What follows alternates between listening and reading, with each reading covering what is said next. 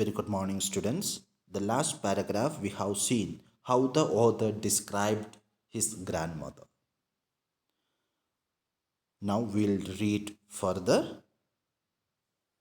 She had always been short and fat and slightly bent. Her face was a crisscross of wrinkles running from everywhere to everywhere. No, we were certain she had always been as we had known her. Old, so terribly old, that she could not have grown older, and had stayed at the same age of 20 years. She could never have been pretty, but she was always beautiful. She hobbled about the house in spotless white, with one hand resting on her waist to balance her stoop, and the other telling the beads of her rosary. Her silver locks were scattered untightly over the pale, puckered face, and her lips constantly moved in inaudible prayers. Yes, she was beautiful. She was like the winter landscapes in the mountains, an expanse of pure white certainty, breathing peace and contentment. Dear students, in this paragraph, the author tells that the grandmother was very old. She was not even able to walk properly. And she always has a rosary in her hand. And she used to pray all the day. My grandmother and I were good friends. My parents left me with her when they went to live in the city, and we were constantly together. She used to wake me up in the morning and get me ready for school. She said her morning prayers in monotonous songs while she bathed and dressed me in the hope that I could listen and get know it by heart. I listened because I loved her voice but never bothered to learn it. Then she would fetch my wooden slates, which she had already washed and plastered with yellow chalk, a tiny earthen ink pot, and a red pen, tied them all in a bundle and handed to me. After the breakfast of a thick stale chapatis with a little butter and sugar spread on it, we went to school. She carried several stale chapatis with her for the village dogs. Dear students, in this chapter, the author tells that how the grandmother treated him. The grandmother used to do all the work for the author because the parents are not with them. So the grandmother used to wake the author. She used to prepare the author to the school, and she used to make chapatis to the author, and they both used to go to school together. My grandmother always went to school with me because the school was attached to the temple. The priest taught us the alphabets and the morning prayer, while the children sat in rows on either side of the verandas singing the alphabets or the prayer in a chorus. My grandmother sat inside reading the scriptures. When we had both finished, we would walk back together. This time the village dogs would meet us at the temple door. They followed us out home, growling and fighting with each other for the chapatis we threw to them. Dear students, in this paragraph, the author describes when the author and grandmother they both moved together to the school. When they reached the school, the author used to go for his studies. And what about his grandmother? She used to sit in the spiritual place. And one more thing, the author says that the school and the spiritual place it were attached together. It was in a very single compound. So when the author is in the school, the grandmother sit outside and she used to read the scriptures of spiritual books. She used to pray, and when the author has completed his studies for the day, they both used to move together to the house. When they were walking to the house, some guest will be waiting for them, the street dogs, because the street dogs they expect the chapatis from the grandmother. They used to be there in the road. When my parents were comfortably settled in the city, they sent for us.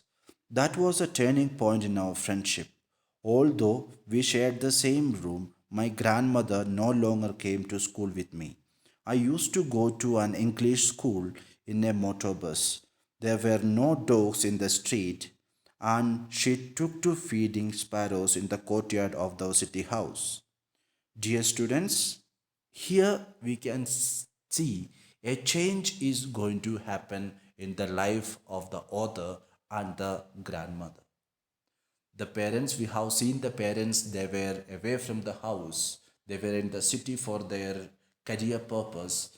Now, when they settled down very comfortably in the city, they came to the house of the grandmother, and the grandmother and the grandchildren, that is the author, they are moving to the life of a city. Now, the intimacy have broken there. The intimacy between the author and the grandmother is broken there.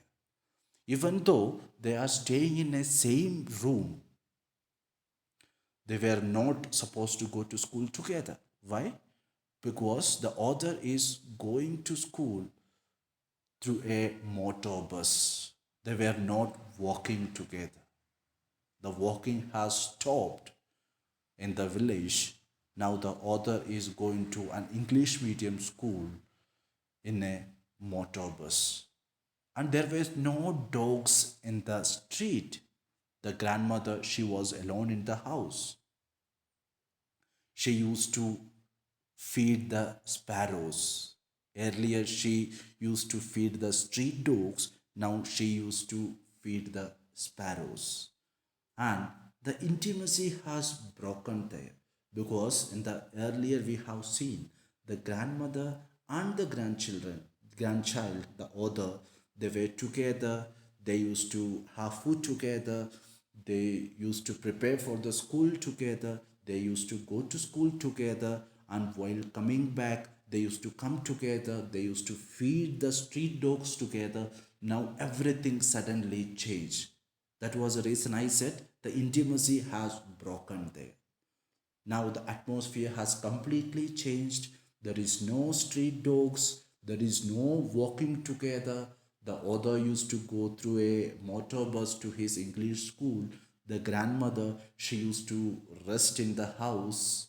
And since there was no street dogs, she used to feed to the sparrows in the courtyard. The years rolled by, we saw less of each other. For some time, she continued to wake me up for get me ready for the school. When I came back, she would ask me what the teacher taught. I would tell her English words and little things of science and learning, the law of gravity, Archimedes' principle, the world being round, etc. This made me unhappy. She could not help me with the lessons. She did not believe me the things they taught me in English schools, and was disturbed, and there was no teaching about God and scriptures. One day I announced that we were giving music lessons. She was very disturbed. To her, music had associations which was the monopoly of harlots and beggars and not for men for gentle folk. She said nothing, but her silence made disapprove. She rarely talked to me after that. Here, students, we'll see again. Now the time passes, the years passed. Now the gap between the grandmother and the author also has taken place.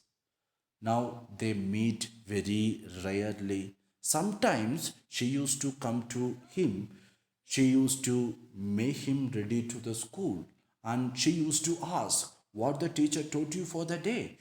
The author, he used to say, some English poems, rhymes, and some science and the Archimedes theories the author used to say to the grandmother. So she was very much unhappy. Why she was unhappy? Because we have seen she is a very spiritual woman. She was considering her grandchild should learn about God, and it is not happening in the school. So she was very much upset. She was unhappy. So gradually, she also stopped to come to the grandchild.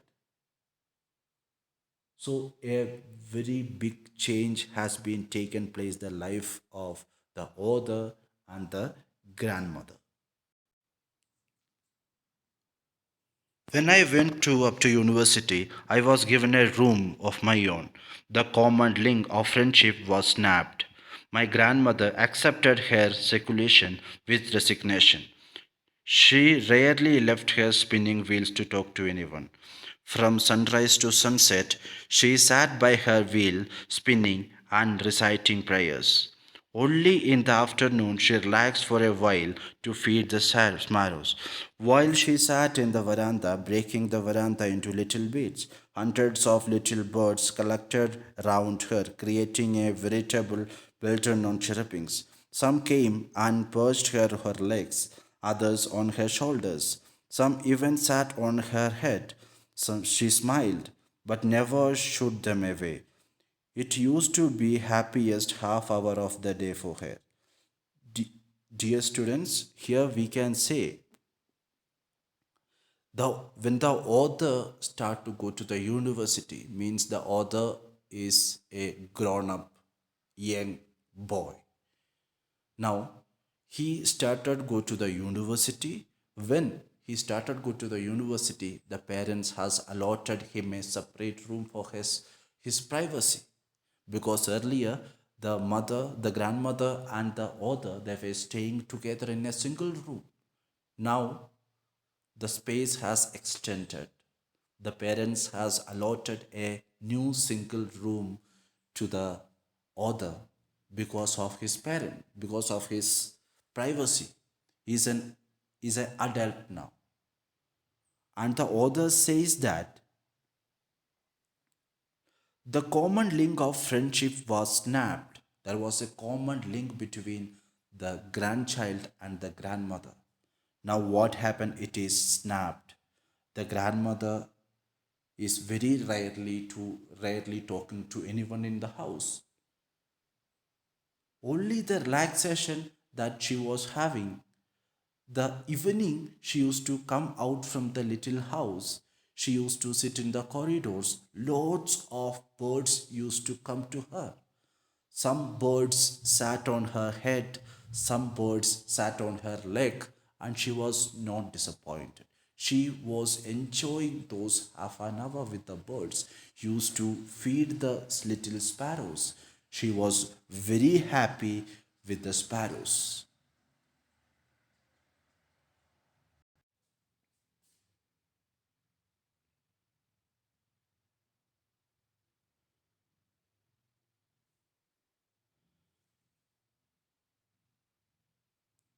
Dear students, in this paragraph, as I said, the author is moving abroad for his further studies. Now they move to the railway station to give a warm send off to the author. Now the author, he didn't notice any kind of emotional changes in the behavior of the grandmother. She was keep on praying. At last, when the author he was ready to move, the grandmother she just came to him and kissed his forehead. The author was very much disappointed because he was expecting an emotional atmosphere there. But nothing happened.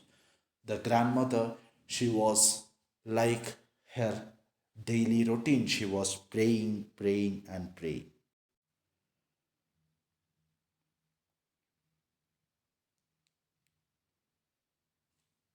But that was not so. After 5 years, I came back home and was met by her at the station.